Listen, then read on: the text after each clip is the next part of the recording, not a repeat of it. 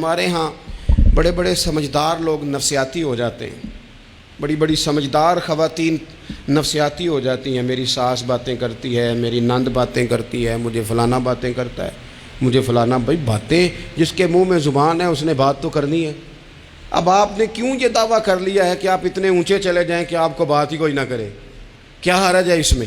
اگر کوئی آپ کو بات کر دے تو کیا ہے، ہم کسی نے کر لی تو پھر کیا ہوا؟ اس کا اتنا اثر قبول کرنا کہ ساری رات سونا ہی نہ، پریشان ہو جانا۔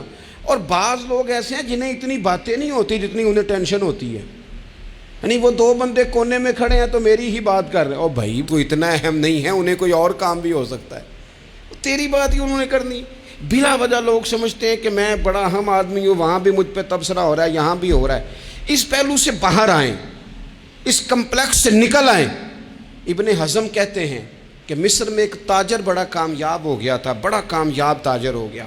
تو زندگی میں جتنے لوگ بھی کامیاب ہوتے ہیں ان سے حسد ہوتا ہے، اس سے بھی اس کے ارد گرد کے لوگوں نے حسد شروع کیا۔ اب تاجروں نے پلاننگ کی کہ اسے خراب کیسے کرنا ہے۔ وہ ایک دن اپنے گھر سے نکلا، سفید کرتا سفید پگڑی باندھ کے باہر۔ اب 5-6 لوگوں نے پہلے سے منصوبہ بندی کی ہوئی تھی۔ ایک صاحب اسے ملے، کہنے لگے ماشاءاللہ آج تو سفید کرتے پر سبز امامہ، سبز پگڑی بڑی ہی اچھی لگ رہی ہے۔ تو وہ ہنس کے کہنے لگا لگتا ہے آپ سو کے اٹھ کے آئے ہیں، پگڑی تو میری سفید ہے۔ اس نے کہا چلو پگڑی تو سبز ہی ہے، باقی آپ نہیں مانتے تو آپ کی مرضی۔ وہ آگے بڑھا، تو اب چونکہ پلاننگ تھی تو ایک شخص اور ملا، اس نے کہا کیا بات ہے، سفید کرتے پر آپ کا پیلے رنگ کا امامہ کیا جچتا ہے؟ اس نے کہا یار کو خدا کا خوف کر۔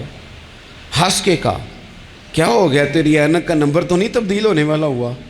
اور بھائی میں نے تو سفید کرتا اور سفید ہی امامہ باندھا ہے۔ اب 2-3 لوگوں کی دفعہ تو وہ مسکرایا، لیکن وہ ڈھیر سارے لوگوں نے منصوبہ بندی کی تھی۔ وہ جب چوتھے کے پاس گیا تو اس نے بھی کہا کہ کیا بات ہے سفید کرتے پر پیلے رنگ کے امامے کی؟ اس نے کہا پیلا کہاں ہے؟ اب وہ غصے ہونے لگا۔ اب وہ چھٹے کے پاس گیا تو اس نے کہا جناب کیا بات ہے سفید کرتا اور کالا امامہ؟ اب وہ غصے میں اتنا باولا ہوا کہ پہلے ہنسا پھر رویا، پھر اسے سمجھ نہ آئی کہ دکان کا تالا کس چابی سے میں نے کھولنا ہے۔ بس وہ شام ہوئی تو اس بیچارے کو بچوں نے روڑے مارنے شروع کر دیے۔ وہ اتنی تکلیف میں آ گیا کہ لوگ اسے پاگل کہنے لگے۔ کیوں؟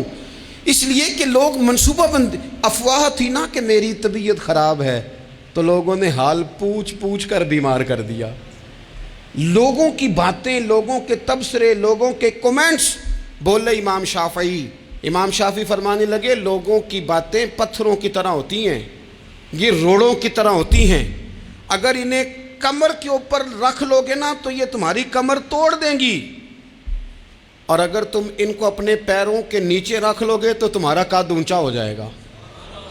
بس دنیا میں وہ لوگ پریشان ہوتے ہیں جو لوگوں کی باتوں کو کندھوں پر سوار کر لیتے ہیں، جو پیروں کے نیچے رکھے، جو پاؤں کے نیچے رکھے ان کا قد۔ وہ پرانے زمانے میں نا عارف رومی رحمۃ اللہ علیہ فرماتے ہیں کہ ایک بیل گائے گر گئی تھی کنویں کے اندر، تو اب وہ لوگ اس کو نکال تو نہیں سکتے تھے، تو انہوں نے اس طرح کیا کہ مٹی ڈالنی شروع کر دی کہ اب بدبو آئے گی، پریشانی ہوگی، تو اس کو بند کر دیتے ہیں اندر ہی کنویں کو، کنواں نئی جگہ پہ کھود لیتے ہیں۔ انہوں نے جب اس کے اندر مٹی ڈالی نا تو وہ گائیں جو تھی وہ مٹی جھاڑ کے تو مٹی کے اوپر آ گئی۔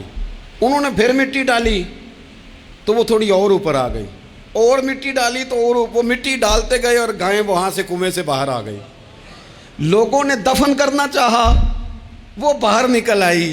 اور میرے بھائی لوگ بھی اپنی باتوں میں دفن کرنا چاہتے ہیں، لیکن یاد رکھنا جو چمکنے والے تھے وہ چمکتے ہی رہے، جن کو اللہ نے عزت دی تھی ان کی گھٹائی کوئی نہیں سکا۔